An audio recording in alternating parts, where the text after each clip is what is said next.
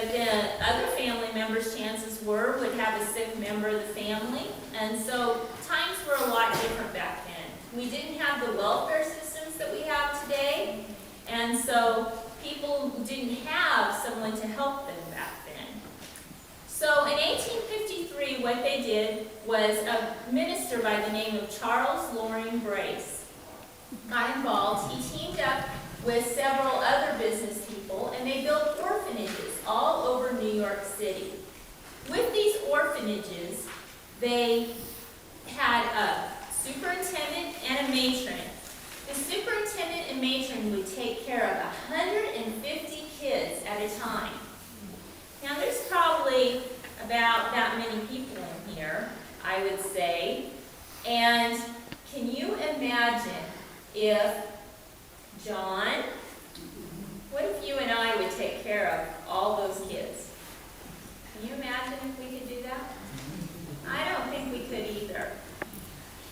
Well, that's what they did, day after day after day. And those kids would be in age from newborn babies clear up to age 18. Well, the next year, Charles Loring Brace took a look at the situation and he said, you know, I think that those kids deserve more than this.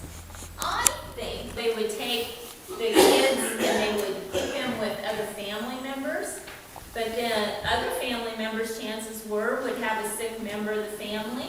And so times were a lot different back then. We didn't have the welfare systems that we have today, and so people didn't have someone to help them back then. So in 1853, what they did was a minister by the name of Charles Loring Brace got involved. He teamed up with several other business people, and they built orphanages all over New York City. With these orphanages, they had a superintendent and a matron. The superintendent and matron would take care of 150 kids at a time. Now, there's probably about that many people in here, I would say. And can you imagine if John, what if you and I would take care of all those kids? Can you imagine if we could do that? I don't think we could either. Well, that's what they did, day after day. So let's start with the stories. That's the fun part. We have Lester. And I'm going to use the board members because we don't have a big TV with a screen in here. I have a high-tech top too, but I'll use the low-tech today. Andy, will you help me on this one? Okay. What I'm going to have you do is I'm going to have you go up and down the aisle so everybody can see that board. Okay. The very top picture is Lester. And let the camera see it too. Okay. Lester was a little boy that came from New York City. He rode the train from New York City all the way to Osceola, Nebraska. Now, how these trains worked was they would leave the kids off, and if it was a nice day like today, the kids would get off, and if it was placed by the depot that they could stand outside, they would stand outside, they would line them up. And I don't see many kids in the crowd today, so I'll just show you with myself. They would have them feel their muscles. They would have them take off their hat if they had a hat. They would feel through their hair. What do you think they'd feel through their hair for? Lice, exactly. They would feel their backs. They wanted to be sure they'd be really strong because what would they need them for here in the Midwest? Farming. Help on the farm, right. And they would also have them open their mouth. They would check their teeth. And I had, when you get done, you can just set it by the table there. Thank you. Down here? Yeah, that'd be great. When they had them check their teeth, they would check their teeth because they wanted to be sure their teeth were okay. They didn't want to have to do any dental work when they got them home. This lady that ended up in Broken Bow later, she told me, I felt no different than cattle in a lineup. And to imagine that sticking with you from the time you're a 6-year-old little girl until you're 91 years old. I just can't imagine that. So they would get there and they would be lined up. Now Lester, he was taken from place to place to place to place. Osceola was going to be that last stop. But that last stop, nobody wanted him yet. And so the person in charge, who I'm dressed like, Alice Bogardus, she said, I will find you a place. She said, that's my job.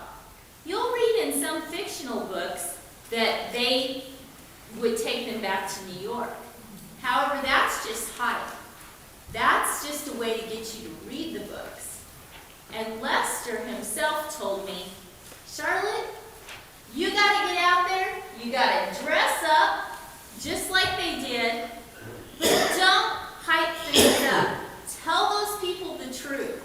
And so that's why I dress up like this, and my kids say, Mom, you look so dorky. But I'm doing this for Lester. But he said, don't add any hype. So everything you hear out of my mouth is straight out of the mouths of the Orphan train riders. Now, when she knocked on the door after door after door, she couldn't find anybody. But then she remembered there was this Mrs. West, and Mrs. West lived on a farm. At that farm, her uncle had come on the Orphan train, and her dad had come on the Orphan train.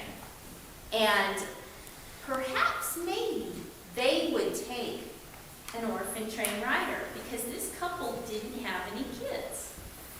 So she knocked on the door. Her husband was out in the field, but she came to the door and she sat on the front porch. She had that red dress on, and his favorite color was red. She said to him, well, sit down in my lap, little boy. And so he gladly did. She gets to talking to him, and he's quite the talkative little guy. And she says, if you had one wish, what would it be, Lester? And he, in his cutest little 5-year-old voice, says, if I had one wish, Lester, or Mrs. West, it would be to live with a kind lady just like you. Well, he got his wish. The sad thing was, the next year, Miss Bogardus came back, and she checked on those boys. You see, the brother got placed in the farm next door. There were 4 kids in that family. The brother was placed in the farm next door, and he was being abused. The brother was placed there because times were tough, and they just weren't able to place them together at first. But Miss Bogardus, when she realized that he was being abused, she came back and she said, do you think that there's any way you could find it in your heart to take in Lawrence as well? And you know, those Wests, they said, we will do without a meal ourselves, or we'll do without putting shoes on ourselves. Lester has been such a blessing to us that, of course, we'll take Lawrence in. And they were the most phenomenal foster parents I ever saw. When I put the book together, writing about Lester, was the easiest one in the world.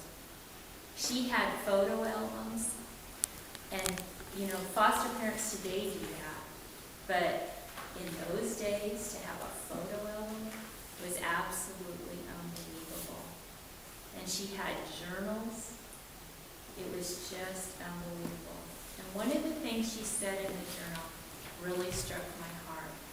She said, I wish the kids at school would accept the boys. They throw clods at them, and they call them those dumb foster kids. And I just wish they would accept them as normal boys.